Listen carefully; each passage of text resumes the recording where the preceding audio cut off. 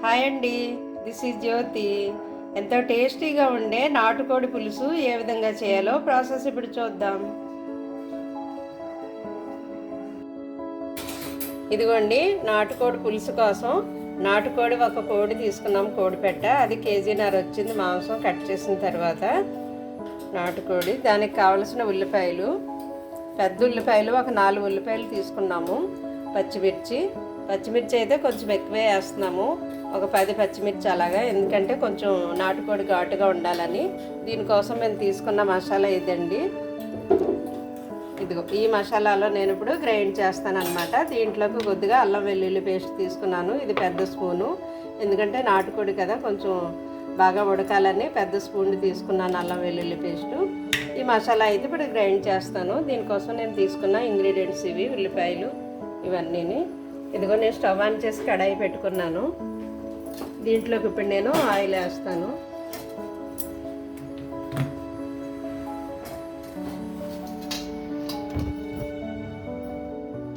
ఒకటి, 2, 3,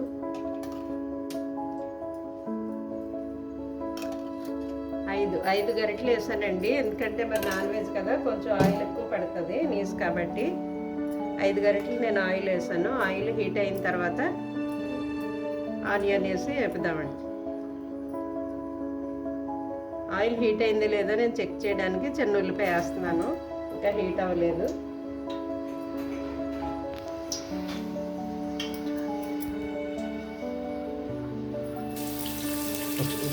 ఇదిగోండి, oil heat అయింది, ఆనియన్ వేసాను, వేగుతున్నాయి. కొంచెం వేగిన తర్వాత మిగిలిన ఇంగ్రీడియంట్స్ యాడ్ చేద్దాం. ఇందులో పచ్చిమిర్చి కూడా యాడ్ చేస్తాను ఇందులోను. ఈ కొంచెం వేగిన తర్వాత నేను ఇందులో అల్లం వెల్లుల్లి పేస్ట్ వేస్తాను. కొంచెం వేగనిద్దాం. ఇదిగోండి, ఆనియన్ కొంచెం వేగాయి కదా, వేగిన తర్వాత మనం ఇప్పుడు అల్లం వెల్లుల్లి పేస్ట్ యాడ్ చేస్తున్నాను. కొంచెం వేగనిద్దాము. వేగిన తర్వాత ఉప్పు, కారం, పసుపు వేసేద్దాము. అల్లం వెల్లుల్లి కొంచెం వేడెక్కింది, వేగింది. చిన్నది పసుపు వేస్తున్నాను నేను, ఒక 1/2 స్పూను. తర్వాత కూరకు సరిపడా సాల్ట్ వేసేస్తున్నానండి. ఇదిగో 2 స్పూన్లు వేసాను సాల్ట్ అయితే.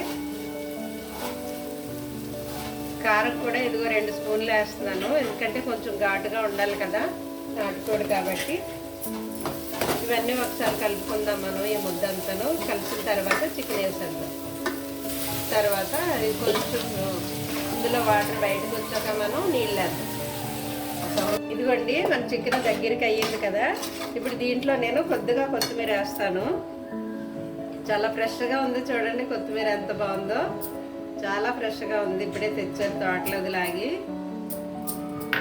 ఓకే, ఇది కొంచెం కలిపిన తర్వాత నేను వాటర్ యాడ్ చేస్తాను. ఇప్పుడు నాటుకోడి కదా తొందరగా ఉడకదు, అందువల్ల నేను పక్కన వేడి నీళ్ళు పెట్టుకున్నాను.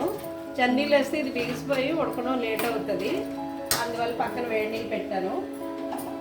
నేను వేడి నీళ్ళు వేసేస్తాను ఇప్పుడు ఇందులో. ఇదిగోండి, చాలినంత నీళ్ళు ముక్కలు ములిగే వరకు. ఓకే, ముక్కలు ములిగే వరకు వేడి నీళ్ళు వేసాను. ఇంకా కొంచెం పడుతుంది, ఎందుకంటే కుక్కర్లో వండట్లేదు కదా మనం, కుక్కర్ లేకుండా వండుతున్నాం కాబట్టి కొంచెం నీళ్ళు వేస్తాను. ఇదిగో ఇలా ముక్కలు ములిగే వరకు వేసి మీడియం ఫ్లేమ్లో ఉడకనివ్వాలండి. ఇప్పుడు మరీ హైలో పెట్టేయద్దు, అలా అని సిమ్లో పెట్టద్దు, మీడియం ఫ్లేమ్లో ఉడకనిద్దాం. చూద్దాం మన కర్రీ ఎంతవరకు వస్తుందో. ఇదిగోండి, కొంచెం ఎగిరింది కదా. ఇప్పుడు నేను మసాలా యాడ్ చేస్తాను. ఇందాక మసాలా చూపించాను కదా, అది నేను గ్రైండ్ చేసుకున్నాను. మసాలా వేసేస్తున్నాను. ఓకే, ఇది ఒకసారి ఇలా కలిపేద్దాం మొత్తం మసాలా. నేను మసాలాలో అన్నీ వేసాను కానండి, ధనియాలు వేయలేదు, అందువల్ల నేను ధనియాల పౌడర్ వేస్తున్నాను ఇప్పుడు. ఇది 1 స్పూను ధనియా పౌడర్ వేసాను. కొద్దిగా మరలా కొత్తిమీర వేస్తున్నాను. అంతే అండి, ఒక 1 minute to 2 minutes అలా ఎగిరిన తర్వాత ఇది ఆపేయడమే. ఫైనల్గా మన కర్రీ ఎంతవరకు వచ్చిందో. ఇదిగోండి, ఈ మాత్రం పులుసు ఉండాలి కలుపుకోవడానికి. ఇదిగో ఈ పులుసు ఉంటే బాగుంటుంది, నాటుకోడి పులుసు. ఓకే, అయిపోయింది. నేను ఇప్పుడు ఫైనల్గా కొత్తిమీర వేసి దీన్ని ఆపేస్తాను. ఫైనల్ టచ్అప్ కొత్తిమీర. ఓకే, అయిపోయిందండి. ఎంతో టేస్టీగా, చాలా అంటే చాలా చాలా యమ్మీగా ఉంటుంది నాటుకోడి పులుసు. మీరు ఈ పద్ధతిలో కనుక చేసుకుంటే ట్రై చేసి చూడండి. Thank you for watching.